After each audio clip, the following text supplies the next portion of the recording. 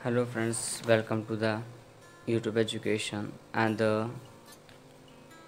आज की वीडियो में हम प्रैक्टिकल सम्स है जो हमारे सूचकांक चैप्टर है 12th स्टैंडर्ड का, उसके हम प्रैक्टिकल सम्स हैं वो करने वाले हैं। तो उसके लिए हम फर्स्ट स्वाध्याय 1.1 निकालेंगे और पेज नंबर 15 पर जो स्वाध्याय का 1.1 उसमें हम कौन सा क्वेश्चन करने वाले हैं आज। क्वेश्चन नंबर 1 अभी। तो सबसे पहले क्वेश्चन पढ़ लेते हैं कि वो बोलना क्या चाह रहा है, कैसे क्या करना है। तो एक शहर के कारखाने में कार्यरत कारीगरों के समूह का वर्ष 2008 से 2015 तक औसत वेतन विषयक सूचना निम्नानुसार है। उस पर से अचल आधार की विधि, उसमें भी आधार वर्ष 2008 को लेना है। परंपरागत आधार की विधि तथा वर्ष 2011 से 2013 के दैनिक औसत वेतन की औसत को आधार मानकर अचल आधार द्वारा सूचकांक की गणना कीजिए। तो 3 अलग अलग प्रकार से हमको यहाँ सूचकांक ज्ञात करने की बात की इन लोगों ने। तो वो हम किस प्रकार से करेंगे। तो यहाँ पहले सूचना दी है, पहले हम वो लिख देते हैं। और सूचना में दिया क्या है कि वर्ष दिए हैं 2008 से 2015 तक के। उसके बाद दैनिक औसत वेतन दिया है इन लोगों ने, डेली वेजेस पर रुपीज़। तो पर डे यहाँ पे जो लिखा हुआ है उसको हम यहाँ पे लिखेंगे। सबसे पहले हम लिखेंगे वर्ष। इस कॉलम में हम वर्ष लिख रहे हैं जिससे कि पूरा आ जाए यहीं पर ही। उसके बाद 2008 एक एक लाइन छोड़ते जाना हमको कैलकुलेशंस करने के लिए। 2009, 2010, 2011, 2012, 2013, 2014 और लास्ट हमारा 2015। इस प्रकार से हमने हमारे वर्ष लिख दिए। वर्ष लिखने के बाद हमारा जो वेतन दिया हुआ है उस वेतन को हम लिखेंगे। यहाँ वेतन को हम पी मानेंगे। 275 दिया हुआ है। 275 के बाद में दिया हुआ है 284।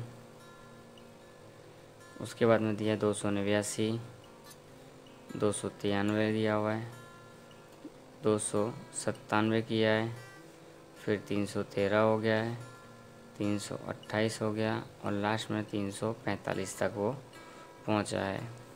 तो यहाँ पूरा हमको वेतन है वो दिया हुआ है। तो वेतन के आधार पर हमको 3 अलग अलग पद्धति, एक अचल आधार की रीत, पारंपरिक आधार की रीत और 3 वर्षों का औसत लेकर उस पद्धति से हमको करना है। तो पहले हम इसके लिए कॉलम्स जो हैं वो बना लेते हैं।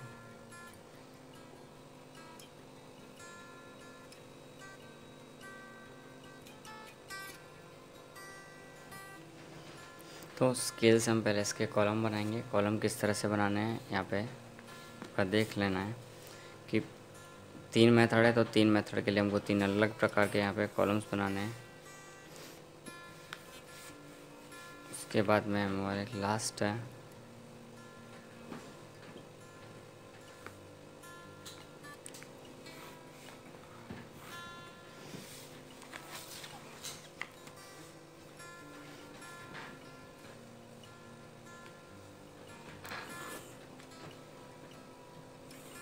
पहला कॉलम वो हमारा अचल आधार की विधि के लिए बनेगा। दूसरा कॉलम जो हमारा पारंपरिक आधार की विधि के लिए है और तीसरा जो कॉलम है हमारा वो जो मिक्स है, औसत है, उस औसत की विधि के लिए बनेगा।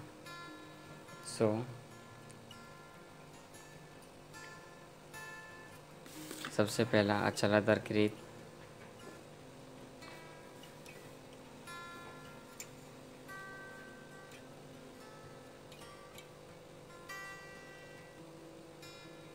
फिर हमारी आती है पारंपरिक आधार की रीत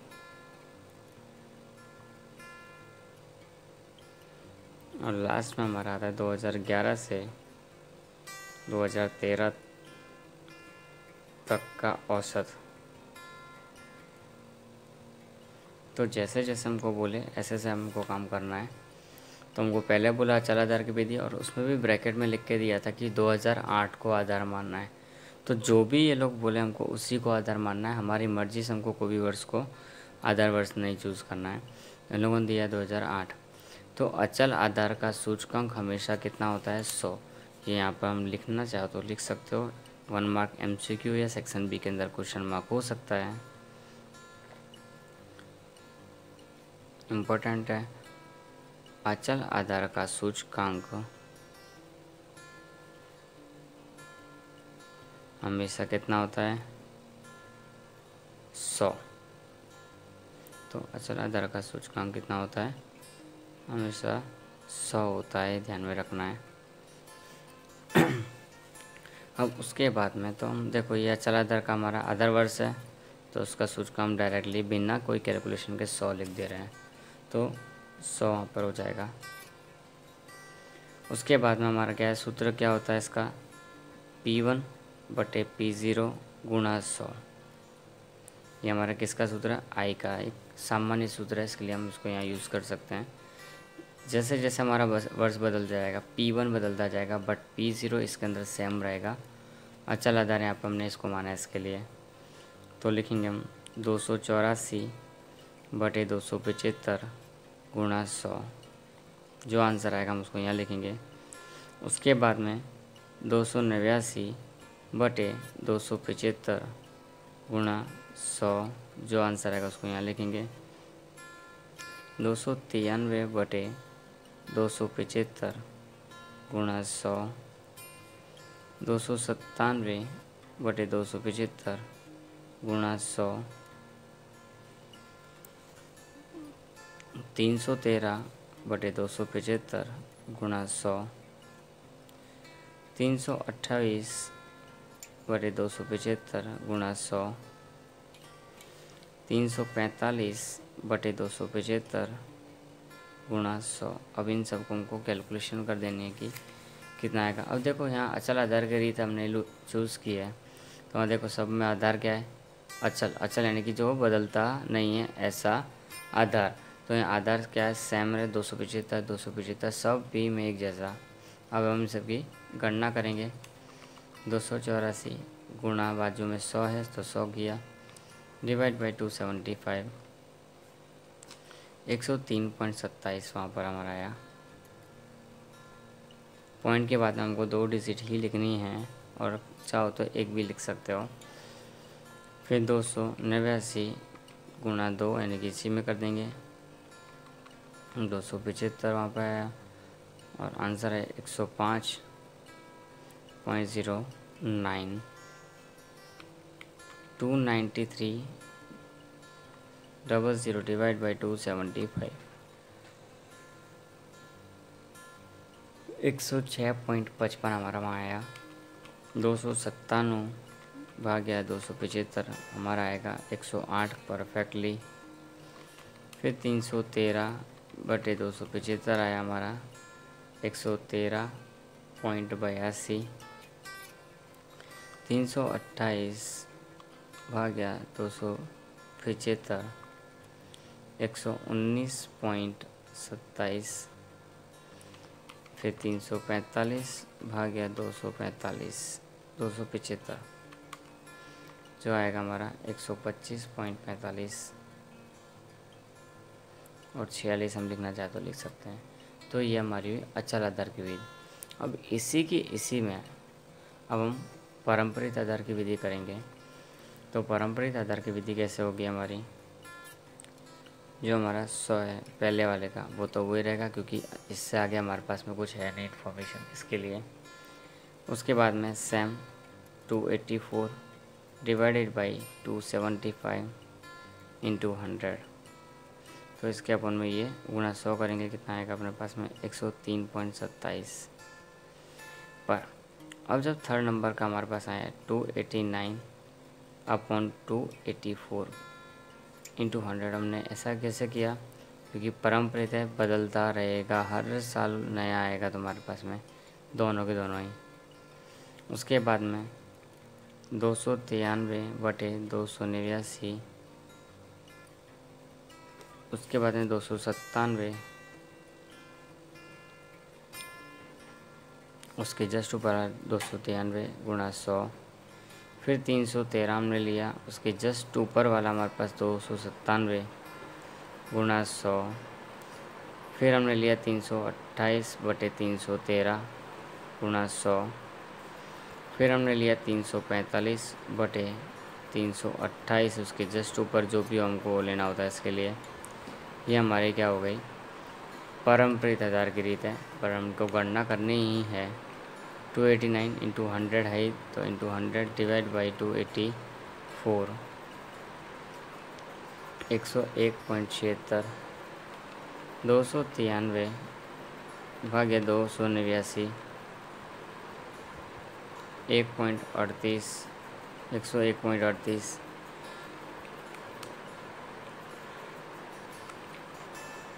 297 गुणा 100/293 हमारे पास आएगा 101.37। 313 भाग्य 297 हमारे पास कितना आएगा, 105.39। 328 भाग्य 313, 104.79। 345/328, 105.18। तो ये हमारा दूसरी मेथड जो होती है हमारी परम्परित आधार की रीत, वो भी हो चुकी है। अब हमको क्या बोला है, 2011 से 2013 तक का औसत। तो पहले हम लिखेंगे 2011 से 2013 तक का औसत। तो पहले हम उस औसत को निकालेंगे, तो 2011 ये रहा और 13 तक, यानी कि ये हमारे जो है 293, 297 प्लस 313, ये जो भी हो 1 2 3 है तो बटे में 3 करेंगे।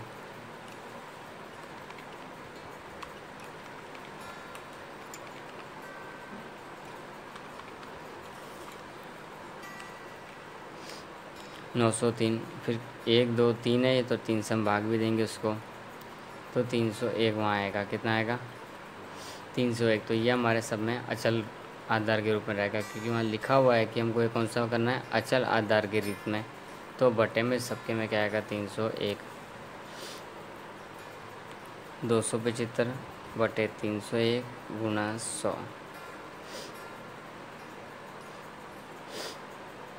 उसके बाद में हमारे पास में है 284/301 ही होगा सबका। फिर 289 गुणा 100। 293/301 गुणा 100।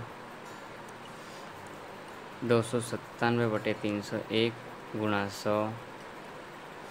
313/301 गुणा 100। 328/301 गुणा 100। 345/301 गुणा 100। तो इनको हम सॉल्व कैसे करेंगे, 275 भाग्य 301, 91.36 वहाँ पर होगा पहले वाले में। फिर 284 डिवाइड बाई 301, तो वहाँ होगा 94.35। फिर 289 भाग्या 301, 96.01। 293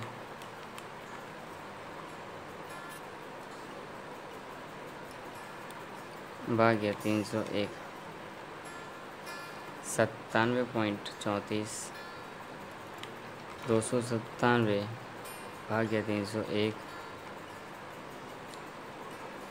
98.67। 313/301,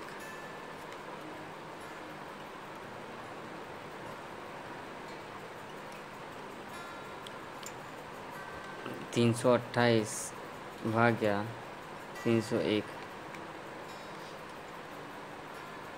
108.97।